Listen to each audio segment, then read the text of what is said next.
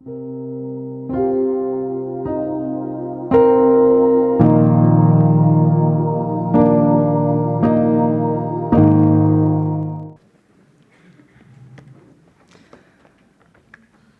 invito a abrir la Biblia en el Evangelio de Juan, capítulo 12. Vamos a estar haciendo la lectura de los versículos 35 al 50. Juan, capítulo 12, versículos 35 al 50.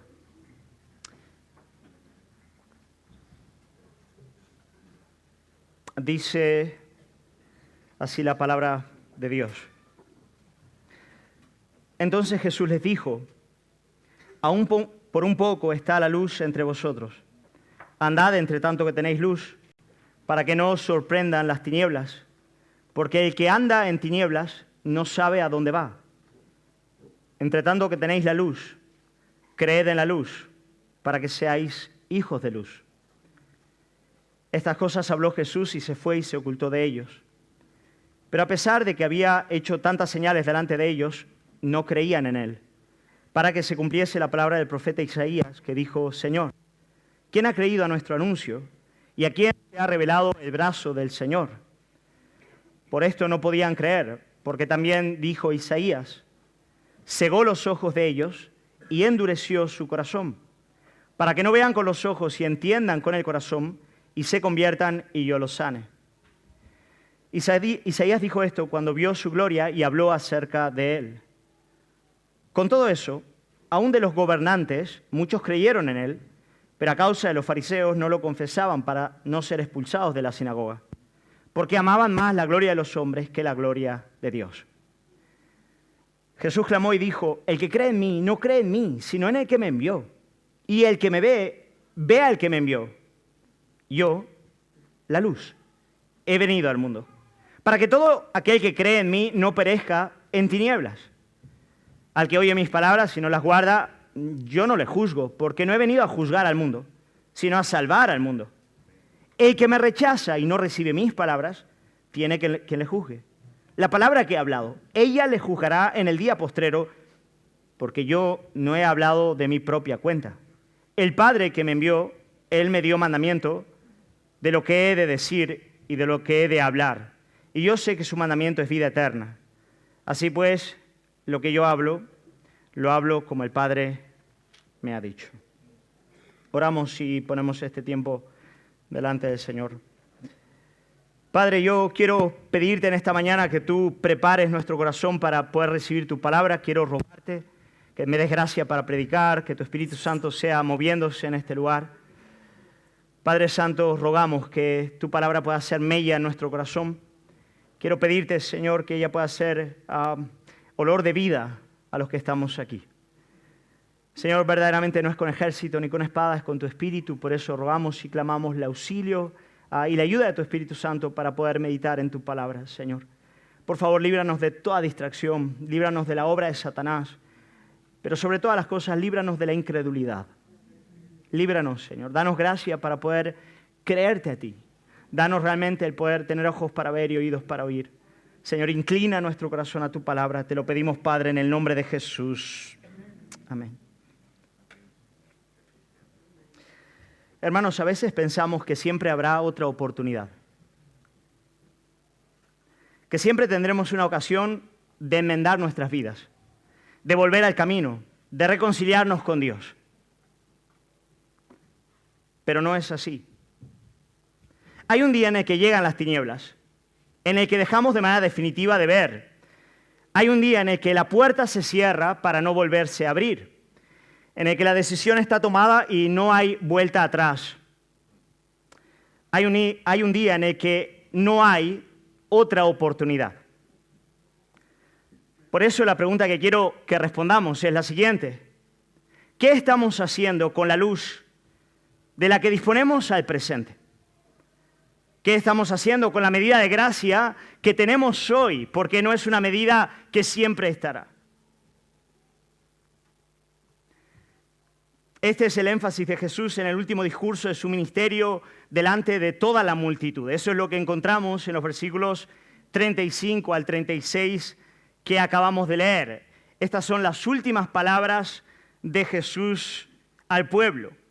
Después de este discurso, Jesús se ocultará del pueblo y la próxima vez que lo verán será ya colgado en un madero. El tiempo estaba llegando a su fin y estas son las palabras que salen de su boca. Versículo 35, entonces Jesús les dijo, aún un poco está la luz entre vosotros. Andad, entre tanto que tenéis luz, para que no os sorprendan las tinieblas. Porque el que anda en tinieblas no sabe a dónde va. De nuevo, entre tanto que tenéis la luz, creed en la luz, para que seáis hijos de luz. Que Dios es paciente es evidente en toda la Biblia, pero también lo es que su paciencia tiene un límite, que llega a su fin. Noé fue un pregonero de justicia por 120 años, llamando al mundo antiguo al arrepentimiento, mientras preparaba el arca. De modo que tanto de palabras como mediante el ejemplo del arca que estaba preparando, él estaba anunciando que el juicio iba a llegar, que el diluvio llegaría. Y el diluvio llegó. Dios esperó 430 años antes de juzgar a los cananeos. Él estaba esperando para que la copa de la iniquidad de ellos llegase a colmar, y la copa colmó, y el juicio llegó. Su paciencia con Israel fue notable, enviando profeta tras profeta para advertir el juicio de la nación si ellos no se arrepentían y volvían a su ley. Y el juicio llegó. ¿Sabes? Una de las verdades bíblicas más importantes que debemos tener consideración en la vida humana es que la paciencia de Dios tiene límites. Hay un día en el que el juicio llega. Versículo 35, segunda parte, Jesús está diciendo, andad entre tanto que tenéis luz, para que no os sorprendan las tinieblas. Y en la segunda mitad del versículo 36 dice, estas cosas habló Jesús y se fue y se ocultó de ellos. Las tinieblas han llegado. El juicio está presente. Andad entre tanto que tenéis luz. Después de estas cosas, el Señor se ocultó de ellos. La pregunta que quiero hacer esta mañana es, ¿qué estás haciendo con la luz que has recibido? ¿Qué estás haciendo con la luz que tienes al presente? ¿Qué estás haciendo con la manifestación de la gracia de Dios que hoy el Señor te otorga? ¿Sabes? Tal vez el mayor problema es que si no hacemos un buen uso de la luz de la que disponemos, el mayor problema de no hacer un buen uso de la luz que disponemos es que ella misma acentuará nuestra ceguera, aumentará nuestra incredulidad. ¿Sabes? Si de cara a la gracia que recibimos nuestros corazones se endurecen, por pequeña que sea, pensando que podemos seguir por la senda del pecado, la rebelión, para después volver. O sea, yo domino, yo controlo, yo puedo avanzar en esta práctica de la rebelión, puedo no responder a Dios cuando Él demanda de mí que yo solvente esta situación en mi vida, puedo seguir adelante, al final del día va a haber la manera de volver, volveré al camino, me reconciliaré, llegará el momento en el que podré poner mi vida en orden con Dios sin darnos cuenta. La propia luz comienza a operar en nosotros una cauterización cada vez más aguda, un endurecimiento más acentuado, llevándonos al punto en el que dejamos de sentir la presencia divina, en el que ya somos incapaces de oír su voz, en el cual la palabra de Dios ya no es creída en nuestra mente y corazón. Llega el punto donde la incredulidad se cronifica y ya es un punto sin retorno. Ya es un punto en el cual no hay vuelta atrás. Esta es la senda del endurecimiento, de la apostasía, cuando el hombre que no responde a la medida de gracia que ha recibido, a la luz que tiene, ve cómo esa propia luz opera este tipo de cauterización que le empuja cada vez más lejos de Dios, a grado de que algunos que han caminado con Él por 20 años llega el punto en el que apostatan de la fe y ya son incapaces de creer, no volverán a creer. El juicio de Dios ya ha sido dictaminado sobre sus vidas. A veces la luz opera de ese modo. Y eso es lo que ocurrió en el pueblo de Israel en tiempos de Jesús. Eso es lo que aconteció con Israel. Por eso, justo después de que Jesús se oculta de ellos, el apóstol Juan nos va a dar una descripción de cuál fue la reacción mayoritaria de toda la nación al testimonio de Jesucristo, a los milagros que Él hizo, al poder que Él manifestó. Versículo 37 se nos dice, mira qué fuerte es este versículo, dice, pero a pesar de que había hecho tantas señales delante de ellos, no creían en Él.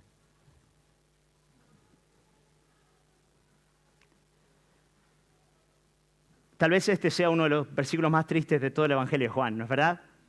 Juan nos dice que él está escribiendo el Evangelio para que, mediante la consideración de las señales que Cristo ha hecho, podamos creer en Él. Pero os dais cuenta cómo muchas veces esas mismas señales y esa misma luz puede operar lo inverso en el corazón de aquellos que no creen. ¿Cómo es posible entender semejante incredulidad? Tanto más cuando tenemos en cuenta el contexto en el cual Jesús ejerció su ministerio y además quién es Él, ¿no es verdad? Si toda la historia de Israel apuntaba al advenimiento del Mesías, si toda la Escritura nos habla de su llegada, si no hay profeta o narrativa bíblica que no trate de Él, la pregunta es, ¿cómo no creyeron? Cada señal de Jesús apuntaba que Él era Mesías prometido en el antiguo pacto.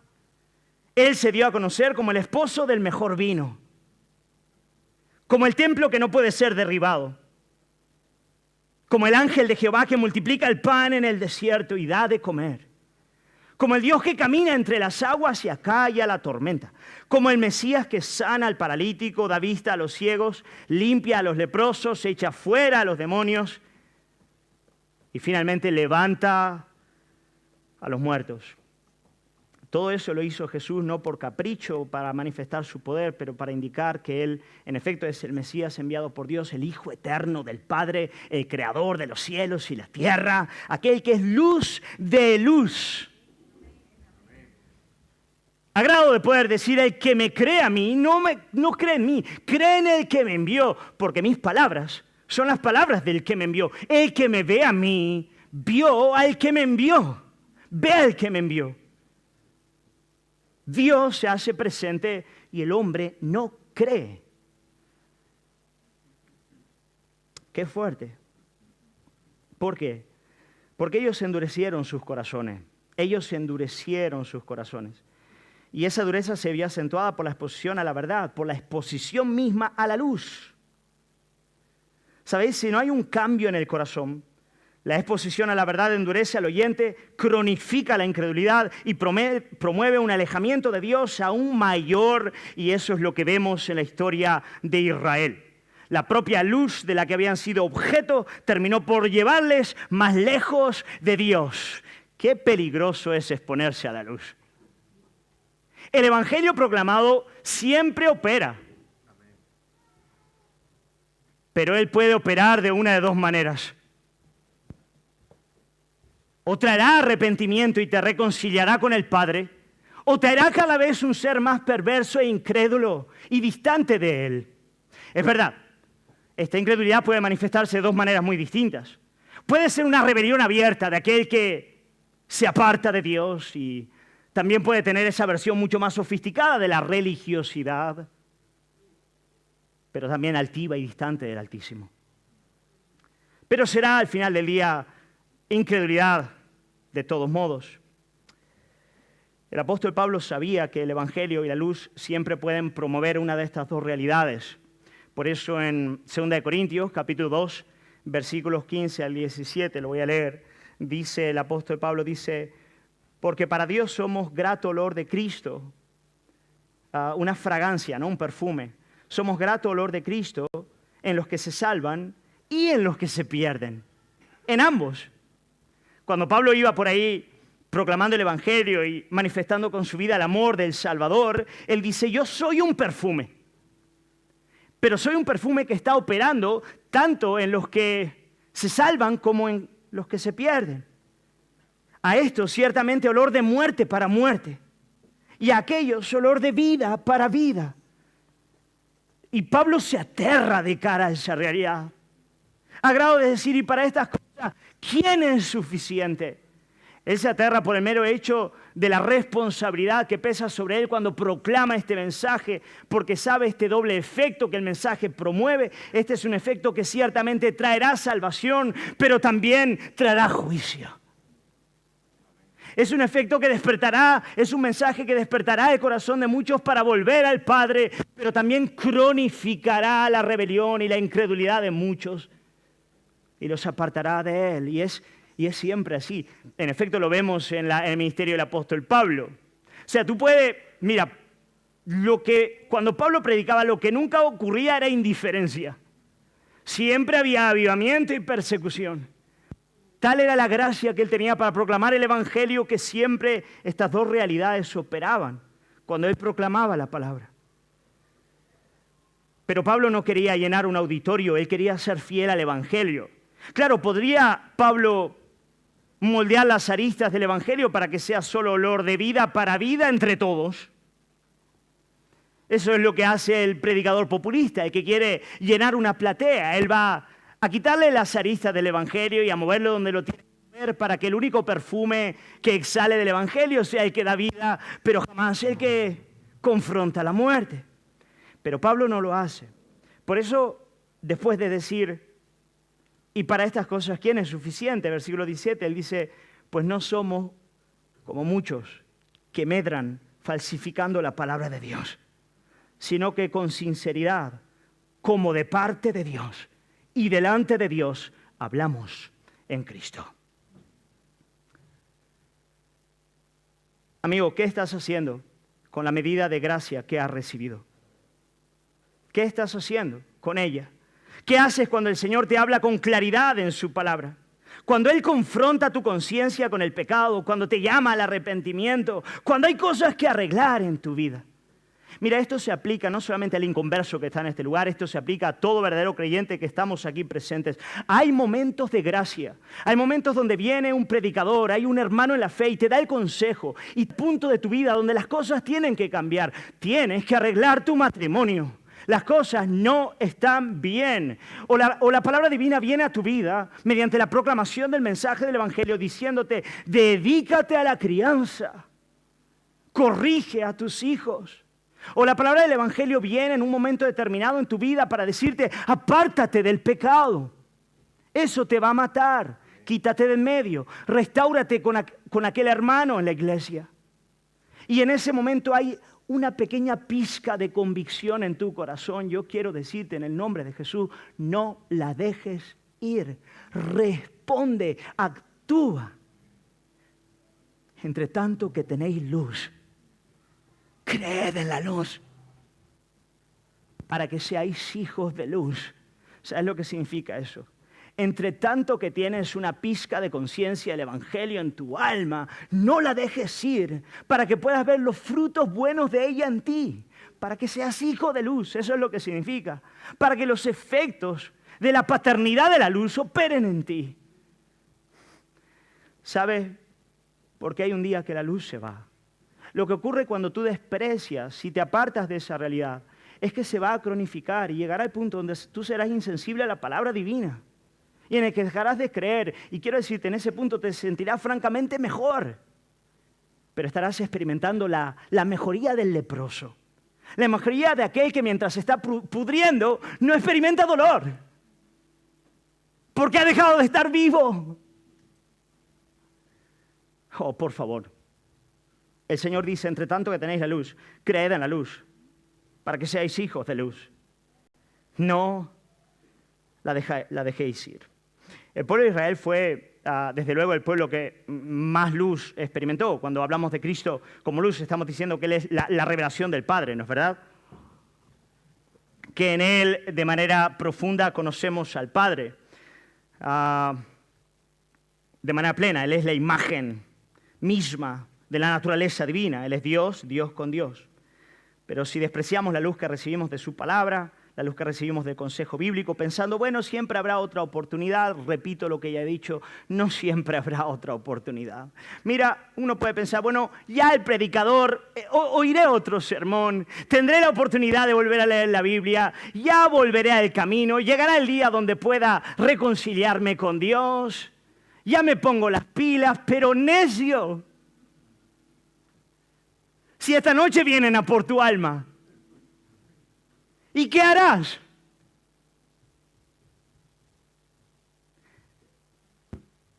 Jesús se ocultó de ellos. El pueblo de Israel es una triste parábola de lo que acontece cuando la luz viene a nuestras vidas, pero no hay un cambio del corazón. Cuando la luz brilla desde afuera, pero adentro lo que hay es una completa y absoluta ceguera espiritual. Esa es lo que vemos en la vida del pueblo de Israel y en muchos en nuestros días también. Pero la dureza de Israel también debe explicarse a partir de otra perspectiva. Y eso es lo que hace en estos versículos el apóstol Juan. Cuando llegamos a los versículos 37 al 40, nos damos cuenta de que Juan va a analizar la incredulidad del pueblo de Israel, la dureza del corazón de ese pueblo detrás de bastidores, a partir de la perspectiva divina, a partir de lo que Dios estaba haciendo a través de todo ese endurecimiento de la nación de Israel. Y lo que Juan nos va a decir es muy pesado, muy fuerte, pero al mismo tiempo, como veremos más adelante, cargado de esperanza. Juan nos va a decir que la incredulidad del pueblo de Israel era el cumplimiento de la promesa de Dios, de la palabra de Dios, de algo que él ya había anunciado de antemano a través del profeta Isaías. Y no solamente eso. Juan nos dirá que la incredulidad del pueblo era una evidencia de que el juicio de Dios ya había caído sobre la nación, de que habían llegado a un punto de no retorno, de que habían llegado a un punto, una categoría de incredulidad que hacía evidente que el juicio ya había sido decretado. Vuelvo a leer, versículos 37 al 40. Vamos a ver eso en el texto, bien poderoso. Versículo 37 dice: pero a pesar de que había hecho tantas señales delante de ellos, no creían en él. Mira esto, ¿para qué? Con el propósito para que se cumpliese la palabra del profeta Isaías que dijo: Señor, ¿quién ha creído a nuestro anuncio? ¿Y a quién se ha revelado el brazo del Señor? Aquí Juan está citando Isaías capítulo 53, versículo 1, cuando nos habla del siervo sufriente que está muriendo en el matadero, como una oveja en el matadero. Por lo tanto, fíjate qué interesante, la incredulidad del pueblo de Israel no pilló de sorpresa a Dios. En efecto, la incredulidad del hombre nunca pilla de sorpresa a Dios. Algo excelente de nuestro Dios es que el hombre incrédulo, queriendo apartarse de él y salirse con la suya, termina por solamente cumplir su palabra. Él siempre se lleva la gloria, él siempre hace lo que quiere hacer. Aún delante de aquellas pequeñas criaturas que piensan que mediante su rebelión están haciendo alguna falta. Como si a él se le pudiese dañar. No, el que se daña es el rebelde. Dios es un Dios lleno de gozo, gloria y majestad. Y aún en el pecado y la rebelión humana, él termina por mostrar su gloria y majestad. De modo que calle delante de él toda la tierra. Él se ríe de la rebelión del hombre. No. El pueblo de Israel fue rebelde en contra del Señor, pero lo hicieron para cumplir la profecía, para que la promesa de Dios se cumpliese. Aquella que Isaías citó en el capítulo 53, versículo 1. Pero hay más. Y es que la incredulidad de aquella nación era la expresión del juicio de Dios. Versículos 39 y 40 dice: por esto no podían creer. Wow. Por esto no podían creer. Porque también dijo Isaías: cegó los ojos de ellos y endureció su corazón, para que no vean con los ojos y entiendan con el corazón y se conviertan y yo los sane.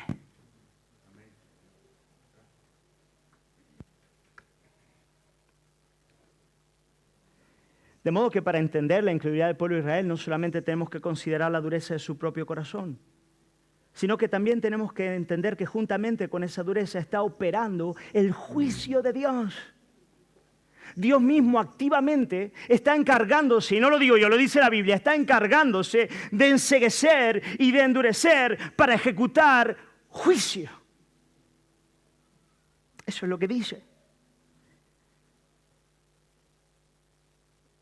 Dios juzga la incredulidad endureciendo el corazón del hombre. Repito, Dios juzga la incredulidad endureciendo el corazón del hombre. En el ejercicio de su soberanía, Él endurece a aquellos que no responden a su palabra. Aquellos que se niegan a recibir la medida de gracia que Él los otorga, Dios mismo a modo de juicio se encarga de terminar de endurecer su corazón. Y si tú me preguntas, ¿tiene sentido? ¿Es justo que Dios actúe de ese modo? Mira, lo único que Dios está haciendo es encaminándote por el camino que tú mismo te has determinado. Y no solamente eso, es que Dios mediante el endurecimiento que te otorga, te da voy a ser ahora muy irónico, pero muy duro, te da la gracia de pasarlo pipa el resto de tu vida. Y tú dices, pero ¿cómo pipa el resto de tu vida? Pipa porque a partir del momento de que tu conciencia se cauteriza y tú dejas de percibirle, tú vivirás feliz por el dinero, por el sexo, por el trabajo, sin mayor necesidad del Dios del cielo, hasta que el juicio se haga presente. ¿Qué tragedia es? Pero es lo que Dios hace. Repito, si esto te perturba, recuerda que Dios no está haciendo otra cosa que confirmando aquello que el pecador desea. Él endurece al pecador en su incredulidad. Por favor, amigo que estás en este lugar, no vayas por ahí. No desperdicies la medida de luz que Dios te está otorgando, la medida de gracia que Dios te está dando. Hay algunos que cuando por primera vez se acercan a la Escritura y se acercan por primera vez a la iglesia y se acercan por primera vez a Jesucristo, lo primero que experimentan es una gran incomodidad en su alma. Y dicen, parece que la lucha en mi corazón ahora es mucho mayor que lo era antes. Y yo quiero decirte, es mayor, en efecto es lo que ocurre. Pero por el amor de Dios y el bien de tu alma, no te apartes. Deja que la luz divina te despedace, deja que te rompa. Deja que quiebre, deja que te humille, porque a partir de esa realidad lo que ocurrirá es que el que hiere sana, el que mata da vida al tercer día, el que destruye vuelve a construir, el que arranca planta para edificar. Pero no seas tan loco como para apartarte de Jesucristo, de su luz, porque si lo hace, repito, llega el día donde no hay retorno. Llega el día donde serás un esclavo del pecado. Llega el día donde la incredulidad se cronificará y el Dios del cielo en su santidad y gloria enceguecerá el ojo y endurecerá el corazón. Ahora ya a este punto, evidentemente, uno se puede preguntar, bueno, ¿hay alguna buena noticia en todo esto? Quiero decir, hay una buena noticia en todo esto, en que Dios cegue los ojos del impenitente y endurezca su corazón para que no vea, para que no entienda, para que no se convierta, para que no se sane. ¿Hay alguna buena noticia en esto? Querida iglesia, hay una buena noticia. Y es que el mismo Dios que tiene poder para endurecer al hombre en su pecado, tiene poder para cambiar su corazón. ¿Sabes? Si Dios no fuese soberano sobre la rebelión y el pecado de los hombres, entonces Él no podría intervenir a nivel del alma para cambiar el corazón de piedra por uno de carne. Él no podría intervenir para dar fe donde hay incredulidad, para dar arrepentimiento donde hay impenitencia. Pero Dios, soberano sobre el corazón humano y sobre la incredulidad humana, puede intervenir sin pedir permiso y cambiar el corazón. Y eso es lo que Él hace. El mismo profeta Isaías, a quien Dios, cuando llama, Isaías lo ve. Isaías capítulo 6, entra al templo, tendría Isaías unos 18, 19 años. Cuando entra al templo a orar, él ve al Señor sentado en un trono alto y sublime. Sus faldas llenaban todo el espacio. Cuando él ve la santidad de Dios, él cae arrepentido. El Señor toma un ascua de fuego, el ángel, el querubín, le limpia de sus pecados y en ese mismo instante Isaías escucha al Señor diciendo: ¿a quién enviaremos y quién irá en nuestro lugar? E Isaías, lleno de la alegría del Señor, dice: aquí yo iré, Señor. Y entonces el Señor le da el mensaje de ir, pero le advierte: predica el Evangelio. ¿Y sabes lo que el Evangelio va a hacer? ¿Sabes lo que va a hacer tu ministerio? Pues precisamente lo que te he dicho. Mientras tú predicas, lo que va a estar ocurriendo es que la nación se va a apartar cada vez más. Cada vez más. Mira lo que dice, lo voy a leer porque es tan potente que vale la pena. Dice: ¿a quién enviaré y quién irá por nosotros? Entonces respondí yo: heme aquí, envíame a mí, dice Isaías. Imagínate la alegría de decir: me voy al campo misionero, voy a predicar el Evangelio. Envíame a mí. Y dijo: anda y di a este pueblo, oíd bien y no entendáis. Ved, por cierto, mas no comprendáis. Engruesa el corazón de este pueblo y agrava sus oídos y ciega sus ojos, para que no vean con sus ojos, ni oigan con sus oídos, ni su corazón entienda, ni se conviertan y haya para él sanidad. ¡Oh! ¡Qué bajón! ¿En serio este es mi ministerio, Señor? Quiero decir, yo he leído la biografía de John Wesley, de Whitefield. He leído a los grandes hombres de Dios que has usado para traer grandes avivamientos de verdad. Tú quieres que yo predique para que este sea el efecto en la vida de mi oyente. Para que no oigan, para que no entiendan, para que yo no los sane. Por eso versículo 11, una pregunta natural del profeta. Él dice: y yo dije: ¿hasta cuándo, Señor? ¿Hasta cuándo? No puede ser eso todo lo que tú quieres para mí y para tu pueblo. ¿Hasta cuándo, Señor? Y respondió él: hasta que las ciudades estén asoladas y sin morador, y no haya hombre en las casas, y la tierra esté hecha un desierto. Hasta que Jehová haya echado lejos a los hombres y multiplicado los lugares abandonados en medio de la tierra.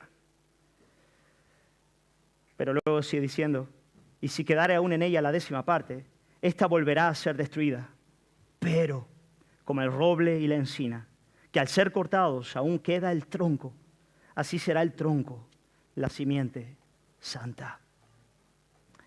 Yo voy a destruir este árbol que es la casa de Israel, pero todavía voy a dejar un pequeño tronco, y a partir de ese tronco extenderé mi gracia, mi redención, no solamente a Israel, pero a todas las naciones de la tierra. Y fue la convicción que tenía Isaías de que el mismo Dios que endurece es poderoso para enternecer y cambiar el corazón, lo que le llevó a clamar cuando llegamos ya al capítulo 63 de Isaías, versículo 15. Las siguientes palabras, la siguiente oración. Él dice: mira desde el cielo y contempla desde tu santa y gloriosa morada. ¿Dónde está tu celo y tu poder, la conmoción de tus entrañas y tus piedades para conmigo? Se han estrechado, pero tú eres nuestro Padre. Si bien Abraham nos ignora e Israel no nos conoce, tú, oh Jehová, eres nuestro Padre. Nuestro Redentor perpetuo es tu nombre. Y ahora, mirad esto, qué potente. ¿Por qué, oh Jehová, nos has hecho errar de tus caminos? Y endureciste nuestro corazón a tu temor. Vuélvete. Vuélvete. Por amor de tus siervos, para las tribus de tu heredad. ¿Por qué no haces esa oración en este día? ¿Por qué no le dices al Padre: vuélvete, Señor? Vuélvete en contra de mí, vuélvete mientras hay esperanza, vuélvete mientras hay una pizca de gracia, vuélvete a mí, Señor, mientras todavía la incredulidad y la mundanalidad no se han cronificado del todo en mi corazón. Vuélvete a mí, Señor. Y apártame, Señor, del pecado. Atráeme a tu gracia, Señor. Hazlo, Señor. Isaías entendía que el mismo Dios que endurece es el Dios que enternece. El mismo Dios que cronifica la incredulidad es capaz de cambiar ese corazón y dar un corazón amante, que obedece, que cree. Moisés también lo entendía, mucho antes de Isaías. En efecto, Isaías lo entendía porque también posiblemente lo leyó en Moisés. Deuteronomio 29, del 2 al 4, mirad lo que dice Moisés hablando del pueblo de Israel de su tiempo, y se aplica al pueblo de Israel en el tiempo de Cristo y también a muchos en el día de hoy. Moisés pues llamó a todo Israel y les dijo: Vosotros habéis visto todo lo que Jehová ha hecho delante de vuestros ojos en la tierra de Egipto, a Faraón y a todos sus siervos y a toda su tierra, las grandes pruebas que vieron vuestros ojos, las señales y las grandes maravillas. Pero hasta ahora, hasta hoy, Jehová no os ha dado corazón para entender, ni ojos para ver, ni oídos para oír. ¡Wow! ¡Wow! Lo mismo, la misma idea, el mismo pensamiento. Pero cuando llegamos al capítulo siguiente de Deuteronomio 30, versículo 6, casi en el mismo aliento en el cual está escribiendo Moisés, él dice: y circuncidará Jehová tu Dios tu corazón y el corazón de tu descendencia, para que améis a Jehová tu Dios con todo tu corazón y con toda tu alma, a fin de que vivas. De modo que el mismo Dios que endurece tiene poder para enternecer nuestro corazón a su verdad. Y esta es la promesa del Evangelio, que Dios es poderoso para cambiar el corazón. Y esa es nuestra necesidad absoluta. Esa debería ser nuestra oración. Cuando hablamos de un cambio de corazón, ¿qué estamos diciendo? Explícamelo, desglósamelo un poquito más, por favor. Bueno, estamos hablando de un cambio de la disposición natural del hombre para con Dios. A causa del pecado en Adán, todos nacemos con una naturaleza en enemistad con Dios, rebelde delante de Él, incapaz de creerle. ¿Sabes? Cuando la serpiente habló con nuestros primeros padres, lo que ella dijo, la primera frase que salió de su boca fue la siguiente, fue una pregunta. ¿Os acordáis la pregunta de la serpiente? ¿Con qué Dios os ha dicho? ¿Con qué Dios os ha dicho? Y es esa duda referente a la palabra divina, al logos de Dios, a Jesucristo y su Santa Escritura, lo que anida en el corazón de todo hombre. Tenemos una fe ciega en nuestra capacidad de percibir la realidad, en nuestra propia verdad, en nuestro propio juicio de la vida. Y es una absurda locura la fe que tenemos en nosotros mismos. Pero dudamos de Dios y su palabra, porque albergamos en lo profundo del alma esta duda, ¿con qué Dios os ha dicho? No, sino que sabe Dios que el día que lo hagáis seréis como Él. De modo que la serpiente pone en entredicho la palabra de Dios, el carácter de Dios, y es esa duda la que reina en el corazón de todo hombre. Y necesitamos que el Señor arranque esa duda, cambie nuestra disposición para con Él. Porque aparte del nuevo corazón, aparte de ese cambio, podemos tener un tipo de fe en Él, pero no será más que una fe superficial, una fe religiosa, una fe que nos salva. Ese era el caso de los gobernadores en tiempos de Jesús. Muchos de ellos, nos dice Juan, a seguir en los versículos 42, 43, nos va a decir, bueno, a pesar de la dureza general del pueblo de Israel, lo cierto, dice Juan, es que habían varios de los gobernadores que creyeron en Él. Pero no lo decían públicamente. ¿Sabes por qué? Versículo 42, segunda parte, para no ser expulsados de la sinagoga, porque amaban más la gloria de los hombres que la gloria de Dios. ¿Veis lo profunda que es la raíz de la incredulidad? Ellos tenían un tipo de fe. Juan dice, ellos creían, pero era una fe puramente conceptual, una fe que no cambió el corazón. Era un tipo de fe que no les llevaba a entregar su vida a Él, porque en el fondo querían la gloria humana. ¿Sabes lo que te impide creer en Dios? No es la falta de evidencia por el amor del Padre. Lo que te impide creer en Él es que en el fondo quieres ocupar su lugar, quieres su gloria, quieres usurpar lo que es suyo, quieres la gloria de los hombres, quieres vivir tu vida. Y de ahí que haga falta un cambio en el corazón. Aparte de un cambio en el corazón, podemos tener un tipo de fe en Jesús, pero es una fe superficial que nos lleva a aceptar sus postulados solamente. Pero un cambio de corazón puede llevarnos a amar la gloria de Dios, mucho más de lo que amamos la gloria de los hombres.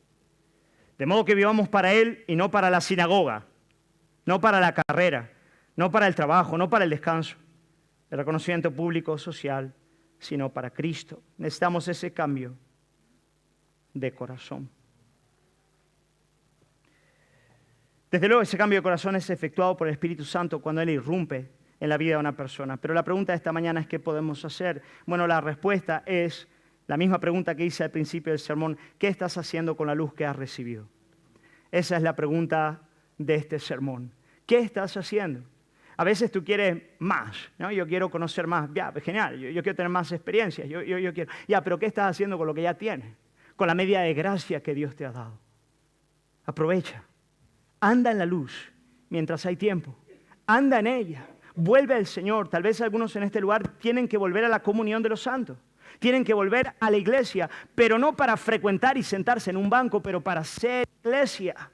Para humillarse y ser iglesia y dejarte de tontería. Y volver a la luz mientras hay tiempo. Algunos tienen que reconciliarse matrimonialmente, sentarse y decir, Dios ya nos ha hablado, no dejemos pasar el tiempo, que no se cronifique el pecado.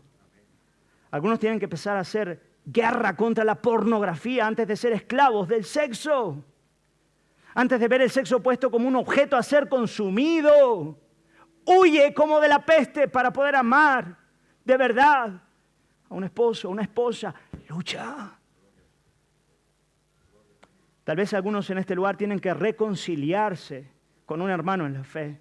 Hazlo hoy, no mañana. No siempre hay un mañana. Algunos tienen que volver a leer su Biblia, al aposento alto para buscar el rostro del Señor. ¿Cuándo es el día? El día es hoy. Y ten cuidado. No pienses que tú puedes vivir el resto de la vida cristiana correctamente dejando eso aparte. El lugar donde la luz brilla es el lugar donde tienes que actuar. ¿Me explico? Es ahí. Tal vez tú no rindes cuenta a nadie. Tal vez tú no tienes nadie que pastoree tu vida de verdad. Eso es orgullo.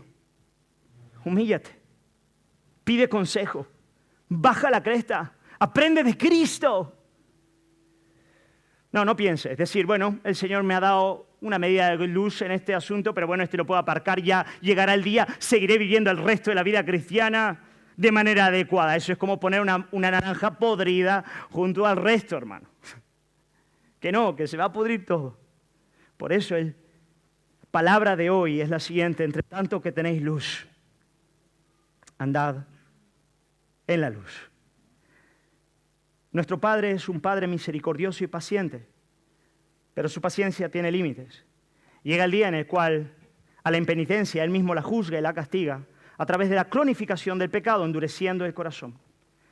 Pero la buena noticia es que el mismo Dios que puede endurecer es el Dios que enternece a aquellos que se acercan a Él y claman a su nombre sinceramente. Aquellos que le dicen, Señor, yo no quiero que llegue el día sin retorno. Yo no quiero que llegue ese día. Es hoy el día, el que quiero volver a ti. Es hoy el día en el que me quiero poner en cuentas contigo. Es hoy el día que quiero confesar mis pecados y rendirme a Jesucristo como el Señor y el Salvador. Entre tanto que tenéis luz, creed en la luz, para que seáis hijos de luz. Yo quiero animarte a hacerlo en este día. Cercano está el Señor a aquellos que le buscan,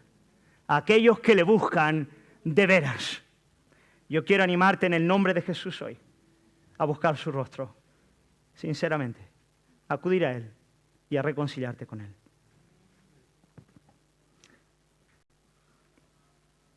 Padre, queremos alabarte por tu palabra. Ella es clara, ella es limpia, ella es pura, ella es santa. Ella es una palabra que juzga y que trae gracia abundante. Mi oración como pastor en esta mañana es que la palabra pueda operar no como olor de muerte, sino como olor de vida. Por favor, Padre. Quiero pedirte por la iglesia, quiero orar por aquellos que tú has traído a este lugar para oír este mensaje, según la serie en la que estamos. Yo quiero pedirte, Señor, que tengas misericordia, Padre. Quiero rogarte, Señor, que en tu gracia atraigas hacia ti, quites de la locura, Señor. Quiero pedirte que haya reconciliación contigo, que haya comunión contigo, Señor. Quiero pedirte que abras los ojos del entendimiento, muchos que están aquí presentes, para entender Cristo, la gloriosa salvación que tú has venido a traer.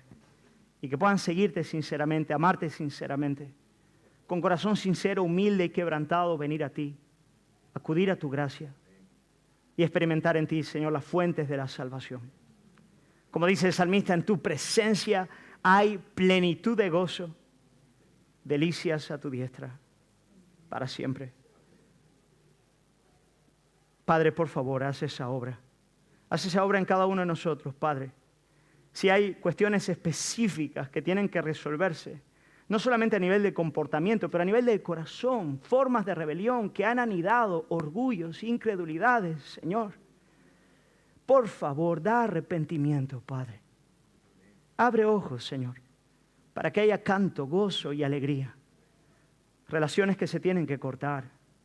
Obras que tú tienes que dependemos de ti que hagas, Señor, y yo te pido que lo hagas, Señor. Te lo pido, Padre, en el nombre de Jesús. Amén. Amén, iglesia. Gloria al Señor.